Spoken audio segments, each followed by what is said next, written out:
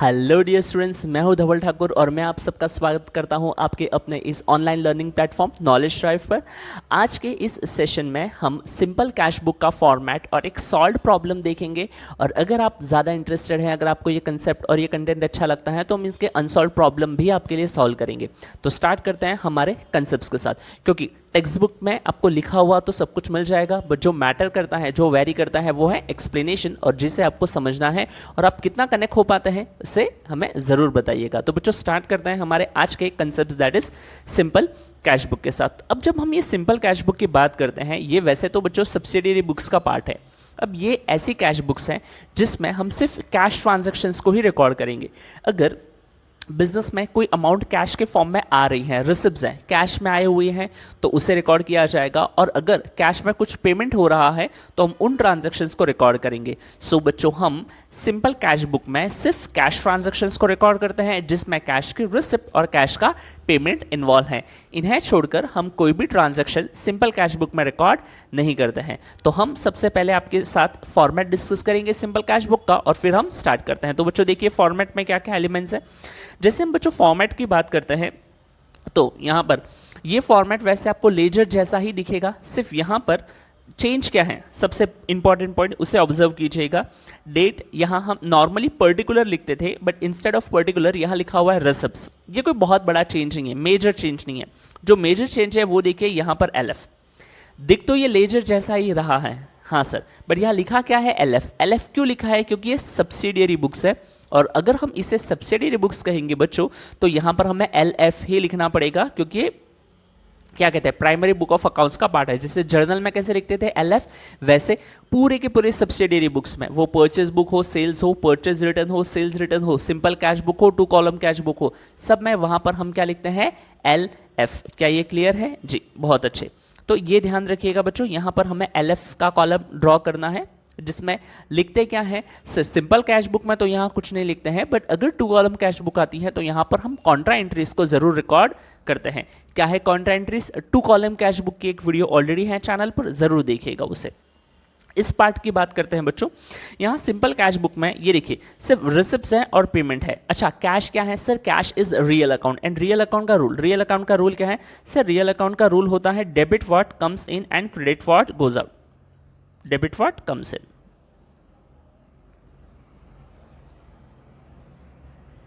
और क्रेडिट के लिए हम क्या कहते हैं? Credit what goes out.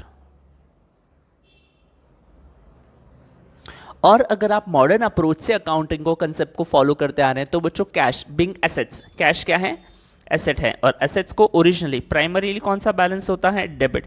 तो अगर एसेट्स इंक्रीज होते हैं तो बच्चों इंक्रीज इन एसेट को हम कहाँ लिखेंगे? डेबिट में। और अगर कैश कम होता है तो डिक्रीज इन एसेट को हम कहाँ लिखेंगे? क्रेडिट में। तो दोनों, मतलब बात को आप इस तरह समझिए या उस तरह समझिए, कहना तो यही है कि अगर कैश इंक्रीज होता है या फिर बिजनेस में कैश आता है तो वो रिकॉर्ड होगा डेबिट साइड में, और अगर कैश का पेमेंट होता है या कैश बिजनेस में कम होता है तो वो कहाँ रिकॉर्ड होगा? क्रेडिट साइड में। तो इस तरीके से सब ट्रांजैक्शंस हम देखेंगे। जिन ट्रांजैक्शंस में रिसिप्ट्स इन्वॉल्व है उन्हें डेबिट साइड में रिकॉर्ड किया जाएगा, और जिन ट्रांजैक्शन में पेमेंट इन्वॉल्व है उन्हें हम पेमेंट साइड में रिकॉर्ड करेंगे। तो देखते हैं एक सबसे पहला हमारा सिंपल सा क्वेश्चन इस सिंपल कैश बुक का। देखिए क्या है question. Prepare a simple cash book 2019।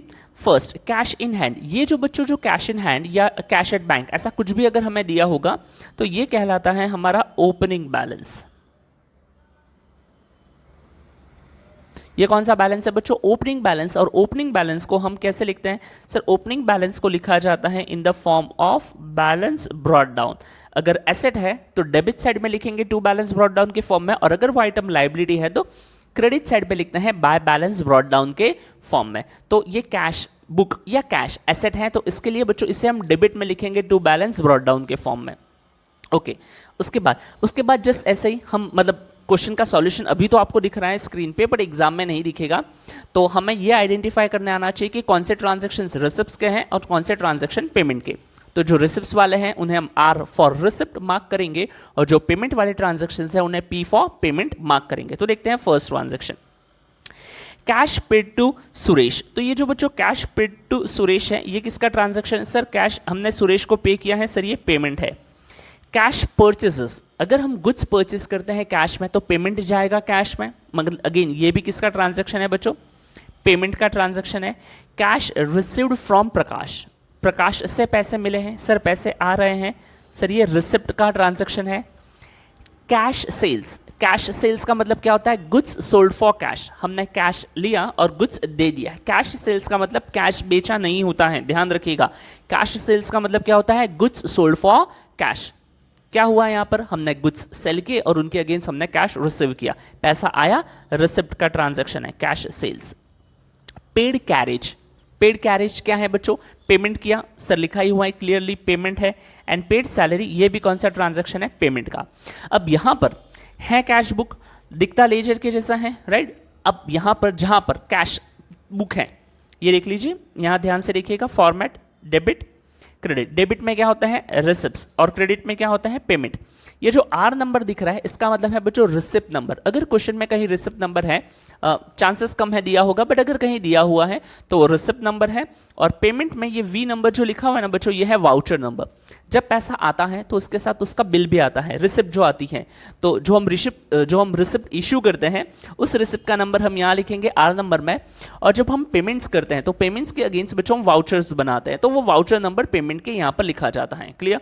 LF का column ledger folio, primary book of account है इसलिए यहाँ पर एलएफ ही लिखा जाएगा, वरना आप लेजर में कैसे जैसे जेएफ लिख देते हैं वो गलती मत कीजिएगा। ये कैश बुक है जो प्राइमरी बुक ऑफ अकाउंट्स का ही पार्ट है। सब्सिडियरी बुक्स पूरे चैप्टर में हम जब भी रूलिंग करते हैं वहाँ कॉलम जो हम प्रिपेयर करते हैं वो होता है एलएफ का, गलती मत कीजिएगा, वरना आपकी ये गलती टीचर को बता देगी कि बच्चों को कुछ नहीं आता है। अगर आप मान लीजिए आप कैश बुक लिखते हो और यहाँ पर एलएफ के प्लेस पे आप जेएफ लिख देते हो तो इससे क्लियर हो जाएगा कि भैया इनका बंटा धार है, इनको कुछ नहीं आता है, तो ऐसी मिस्टेक्स नहीं करनी है।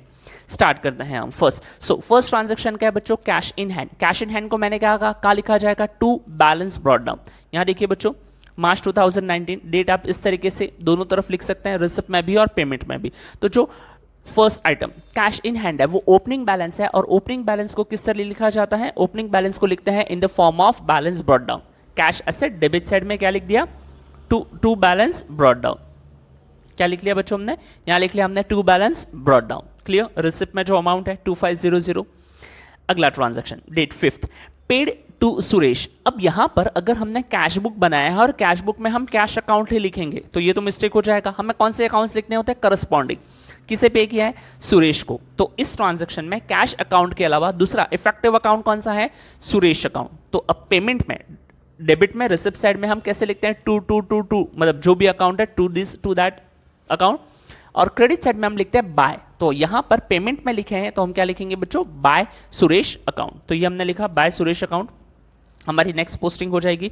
अब देखिए ये है सब्सिडियरी बुक, तो यहां पर हमें नरेशन भी लिखना पड़ेगा, नरेशन भी लिखना पड़ेगा ब्रैकेट में। जैसे यहाँ देखिए पेमेंट किया है हमने सुरेश को, तो यहाँ नरेशन में लिखेंगे बीइंग पेड टू सुरेश। ये इंडिकेट करता है कि सब्सिडियरी बुक्स का पार्ट है, वैसे हेडिंग में लिखा ही हुआ है बट फिर भी हाँ। बट अगर आपको आपका कॉलेज कहता है कि आप कैश बुक में नरेशन नहीं लिखोगे तो चलेगा, तो आप स्किप कर सकते हो, वरना by default as per format लिखना एडवाइजेबल है, clear ji.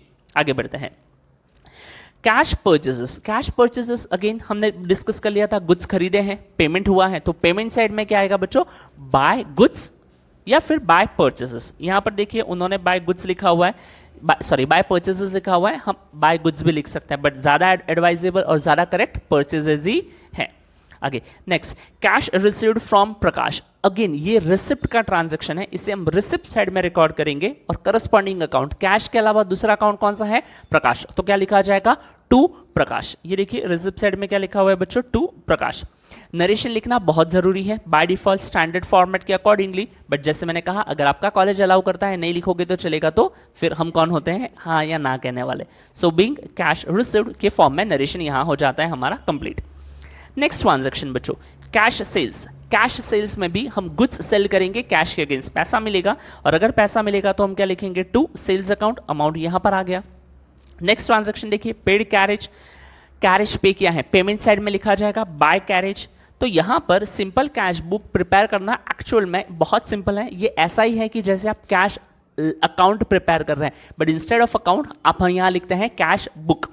Primary book of account होने की वजह से इसका नरिश लिखना कंपलसरी है, और जो फॉर्मेट होगा उस फॉर्मेट में ये जो कॉलम बनाया ना बच्चों, ये वाला LF, ये बहुत ज़रूरी है, क्योंकि अगर आपने यहाँ JF लिख लिया तो फिर टीचर को समझ जाएगा कि इन भाई साहब को कुछ भी आता नहीं है जी। कहाँ थे हम सर? हम अटके पड़े थे यहाँ पर, एक सेकेंड जी, चलिए हाँ। Last transaction 25 paid salary, payment का ट्रांजैक्शन है, पेमेंट साइड में रिकॉर्ड करेंगे, क्या लिखेंगे? अगर सैलरी पे हुई है तो बच्चों वहां हम लिखेंगे बाय सैलरी, और अमाउंट जो है हमारी उसकी हम वहां पर रिकॉर्ड कर सकते हैं। टोटल कैसे करनी है? सेम उसी तरीके से टोटल करोगे जैसे आप जर्नल की टोटल लेजर की टोटल करते हैं। Total of debit, total of credit, बड़ी टोटल में से छोटा टोटल आपको माइनस करना है, और फिर जो बैलेंसिंग फिगर आएगा उसे आप लिखेंगे in the form of balance carried out. Okay, तो यहाँ पर डेबिट की ट्रांजैक्शंस देखिए, क्रेडिट की देखिए, और ध्यान रखिएगा बच्चों ये कैश बुक है, और कैश बुक में या फिर कैश अकाउंट में हमेशा डेबिट की ही टोटल ज़्यादा होगी। हमेशा कौन सी टोटल ज़्यादा होगी? डेबिट की। क्रेडिट की टोटल कभी भी ज़्यादा नहीं आएगी, बिकॉज कैश बुक और cash account will always indicate debit balance. इसका नेचर ही ऐसा है कि इसकी डेबिट की ही टोटल ज़्यादा होगी, क्योंकि कैश जीरो हो सकता है बट कैश नेगेटिव नहीं होगा। क्या ये क्लियर है? तो हमेशा डेबिट की ही टोटल ज़्यादा होगी, और जब हम कहते हैं डेबिट की टोटल ज़्यादा है तो बैलेंसिंग फिगर हमेशा कैश बुक या कैश अकाउंट में क्रेडिट साइड में मिलेगा। ये ध्यान रखना है, यहाँ गड़बड़ नहीं करनी है। तो बच्चों डेबिट की टोटल जैसे क्वेश्चन में दिख रहा है यहाँ पर 4300 है, और क्रेडिट की टोटल माइनस करने के बाद यहाँ पर बैलेंसिंग फिगर है 2200। तो ये कैसे मिलेगी आपको? जैसे ये देखिए 1500, 500, 2000 और ये 2100। तो जो डेबिट की टोटल है हमारी 4300, उसमें से क्रेडिट की टोटल मतलब ये और ये वाली अमाउंट कितनी होगी? 1500, 2100। ये 2100 क्या कर देने हैं आपको? Minus 3 - 1 2 and 2 - 2 2। तो ये 2200 है बच्चों। इसी को हमने यहाँ पर जो ऑलरेडी सॉल्व किया हुआ है उसे लिखा हुआ है बैलेंसिंग फिगर के फॉर्म में, by balance carried down. Terms के हिसाब से ये है डेबिट बैलेंस। डेबिट बैलेंस बोलते हैं बट बैलेंसिंग फिगर लिखते कहां पर है? क्रेडिट में। क्यों डेबिट बैलेंस बोलते हैं? क्योंकि डेबिट की टोटल ज्यादा थी वो, और एक्चुअल में बैलेंस का मतलब होता है जहां हम ब्रॉड डाउन लिखते हैं। तो देखिए कैरिड डाउन के बाद इस पर्टिकुलर टोटल को देखिए वापस से कहां पोस्ट किया गया है? ये आ गया ना डेबिट में। इसी वजह से इस पर्टिकुलर सिचुएशन में हम कह सकते हैं this cash book is indicating debit balance. क्या ये क्लियर है जी? ये एक सॉल्व एग्जाम्पल था। ये तो सिर्फ इस पर्टिकुलर इस नए अरेंजमेंट में मुझे वीडियो रिकॉर्ड करना था सैम्पल के लिए कि कैसे मैं रिकॉर्ड कर पाता हूँ, क्या इस अरेंजमेंट में रिकॉर्ड किया हुआ लेक्चर प्रॉपर क्लियर है या नहीं। तो बस यही जानना है, और इसे एक्सपेरिमेंट के साथ इस वीडियो को रिकॉर्ड किया गया है। अगर ठीक ठाक वीडियो की क्वालिटी आउटपुट आता है तो डेफिनेटली इसे पोस्ट भी कर दिया जाएगा। और अगर आपको कैश बुक से रिलेटेड कोई भी डाउट्स है, कैसे भी डाउट्स है, आपके एग्जाम्स आ रहे हैं, तो हमारा ये जो व्हाट्सएप नंबर है उस व्हाट्सएप नंबर से आप डायरेक्टली हमसे अपने डाउट शेयर कर सकते हैं। आपके डाउट्स को एज सुन एज पॉसिबल मैं पर्सनली सॉल्व करके आपको वापस रिप्लाई करूँगा। तो हमारे चैनल के साथ जुड़िए, चैनल को सब्सक्राइब कीजिए। मिलते हैं नेक्स्ट लेक्चर में। Bye, take care.